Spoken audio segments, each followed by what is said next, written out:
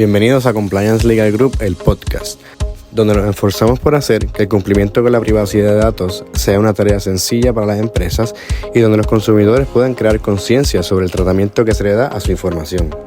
Yo soy su anfitrión, Andrés Cruz, y es un gusto para mí poder conversar sobre la intersección del derecho y la tecnología.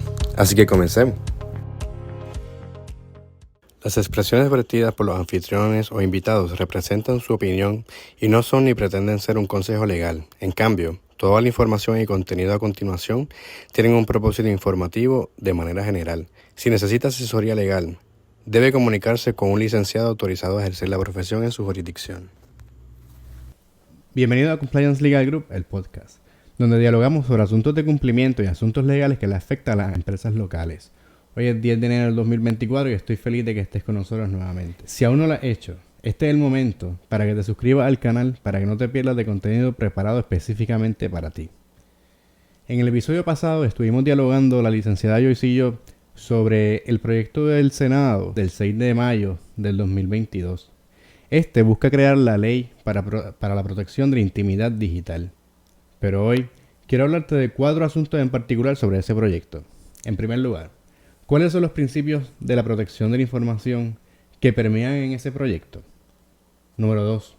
¿Cuáles son los derechos que reconoce este proyecto a los consumidores? Número 3. ¿Cuáles son los remedios que provee este proyecto? Y número 4, y no menos importante, ¿a quién le afecta ese proyecto? ¿Quién tiene que cumplir con esta ley de aprobarse? El primer principio que podemos encontrar en esta ley es el principio de lealtad y de legalidad. Esto quiere decir que la información personal no se va a recolectar, transferir o compartir con terceros por medios o procedimientos desleales o ilícitos. Además, quiere decir que el propósito para el cual se utiliza esa información no puede ser contrario a los propósitos que provee esta ley. En segundo lugar, tenemos el principio de la exactitud. Esto quiere decir que la información que se recolecta tiene que ser exacta, precisa y tiene que ser específica a para qué se está recolectando. O sea, no puede ser excesiva con relación al propósito para el cual se está recolectando. En tercer lugar, tenemos el principio de la finalidad de propósito. Y esto lo que quiere decir es que el tratamiento de la información deberá limitarse al cumplimiento específico de las finalidades determinadas, específicas y legítimas que se le orientó al consumidor para los fines a los que se estaba recolectando esa información, o con fines históricos, o con fines estadísticos o científicos. Pero fuera de eso, pues va a haber un límite hasta qué punto se puede utilizar la información. En cuarto lugar, tenemos el principio de acceso a la información. Y esto lo que quiere decir es que la información personal deberá ser almacenada de modo tal que el consumidor pueda tener acceso a su información y conocimiento de qué información se está recolectando de él. Y en quinto lugar tenemos el principio del consentimiento. Y eso es algo que actualmente no se tiene. Actualmente el reglamento lo que permite o lo que dispone es para que el comercio le exponga al consumidor cuáles son esas políticas de privacidad que tiene, pero no le exige un consentimiento por parte del consumidor. Así que en este momento, con este proyecto, lo que se busca es que la recopilación, el almacenaje, el tratamiento o la transferencia a terceros de esa información personal solo se puede ejercer con el consentimiento del consumidor libre, previo e informado. Y en sexto lugar tenemos el principio de la no discriminación. Esto lo que quiere decir es que no se deberá registrar o almacenar información sensible de un consumidor que pueda dar paso a un discrimen. En particular, que no revele el origen étnico o el origen racial. Tampoco puede revelar la orientación política, la orientación sexual, ni asuntos relativos a la salud. En séptimo lugar tenemos el principio de la seguridad. Y yo creo que es uno de los más importantes también, al igual que el consentimiento, y es que la empresa que haga una transferencia, almacene o trate información personal de los consumidores debe manejar esa información con las medidas técnicas y de seguridad que sean necesarias para otorgar la seguridad a las bases de datos, evitando su adulteración, pérdida, consulta, uso indebido o fraudulento. Y en octavo lugar, tenemos el principio de la confidencialidad. Y esto quiere decir que la empresa que recopila la información sensible de ese consumidor tiene el deber de no mostrar, de no revelar y de no compartir o transferir a terceros sin previa autorización del consumidor, ninguna de esa información que ha recolectado. Entonces vamos a ver cuáles son los derechos que reconoce esta ley a los consumidores. Y en primer lugar, vamos a encontrar el derecho de conocer cuál es la información que se está recolectando de los consumidores. Además, vamos a encontrar el derecho de saber si se está transfiriendo, si se está vendiendo o compartiendo esa información que se está recopilando de ellos mismos. Ahora vemos el derecho de negar el permiso a que se comparta, se venda o se transfiera esa información personal que se está recopilando del consumidor. Tenemos el derecho de acceder a esa información que se está custodiando por terceras personas.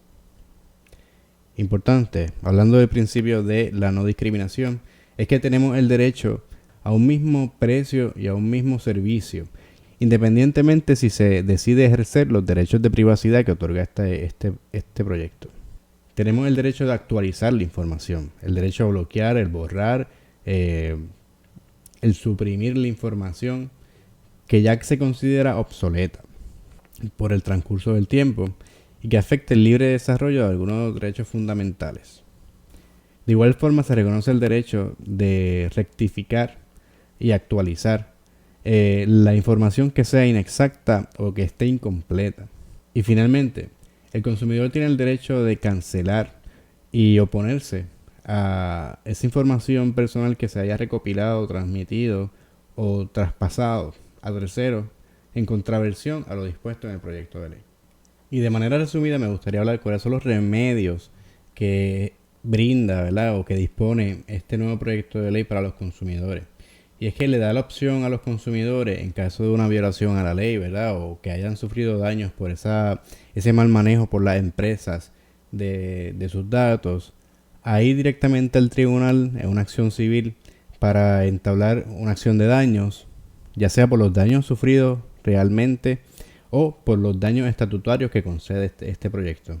En cuanto al procedimiento por los daños estatutarios, la ley dispone que el consumidor va a tener que notificarle a la empresa sobre cuáles son las violaciones que se están llevando a cabo con su información personal, para que entonces la empresa tenga un término de 30 días para poder detallarle, ¿verdad?, y contestarle al consumidor, detallándole cuáles son esas medidas que se tomaron para subsanar esa violación. Y si no lo hace, entonces el consumidor tiene el espacio para ir directamente al tribunal y velar por sus derechos. Si el tribunal determina que la empresa incumplió con su deber de contestar esa reclamación del consumidor, le va a imponer 3 veces la cantidad de los daños estatutarios concedidos por la ley. Y por cada violación, antes y después de la notificación del consumidor. Los daños estatutarios que le concede la ley al perjudicado no van a ser menores de $100 o no mayores de $5,000 por cada violación. Ahora bien, en los casos de daños reales sufridos por un consumidor por el mal manejo de la información por parte de la empresa, no se va a requerir esa notificación previa de 30 días a la empresa. El consumidor puede ir directamente a reclamar sus daños en una acción civil de daños. Así que ahora, habiendo visto esto, ¿a quién le aplica y quién tiene que cumplir con esta ley de aprobarse? Según dispone el proyecto de ley, esta ley le va a aplicar a las empresas privadas y se define empresa como sigue. Una empresa unipersonal, sociedad, compañía de responsabilidad limitada, una corporación, asociación u otra entidad legal que esté organizada u operada en beneficio de sus accionistas, miembros u propietarios, que recopilen información personal de los consumidores y solo en conjunto con otros determina los propósitos y medios de tratamiento de la información personal de los consumidores en Puerto Rico y que cumple con uno o más de estos criterios. Tiene ingresos brutos anuales que superan los $10 millones. Anualmente compra, recibe, vende o comparte con fines comerciales la información personal de 10,000 o más consumidores, hogares o dispositivos. O deriva el 20% o más de sus ingresos anuales de la venta de la información de los consumidores.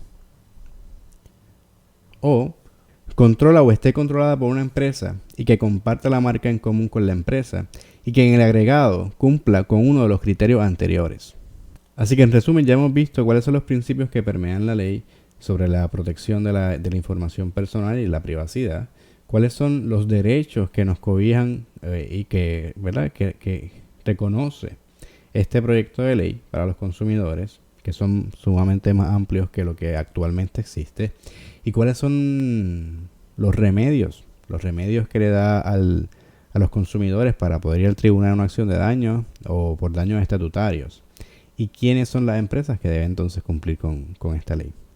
Así que si te has quedado hasta aquí, quiero agradecerte por estar aquí conmigo en este espacio y que me dejes tus comentarios. Y de igual forma, si te ha gustado el contenido, agradezco que le puedas dar share al contenido para que otras personas también creen conciencia y tomen conocimiento de cuáles son sus derechos y cuáles son las responsabilidades que las compañías deben tener con este manejo de la data importante y el manejo de los datos personales. Hasta la próxima.